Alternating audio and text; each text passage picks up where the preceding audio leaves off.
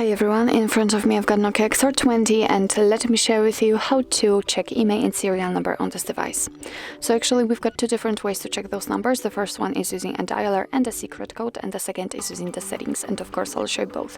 So let's begin with a secret code. Let's tap on the dialer, tap on the keypad, and let's enter the code, which is *#06#. And as you can see, by this code we are provided with both IMEI numbers and also a serial number attached to this device. Let me tap on OK, and let me show you another way to check those numbers if for some reason the secret code won't work. So let's enter the settings. Here we have to scroll down to the very bottom and tap on About Phone.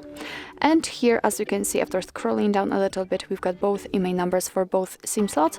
And if you'd like to check the serial number, just tap on Model and Hardware and the serial number appears. So actually this is it. This is how to check IMEI and serial number in your NOKIA XR20. Thank you so much for watching. I hope that this video was helpful, and if it was, please hit the subscribe button and leave the thumbs up.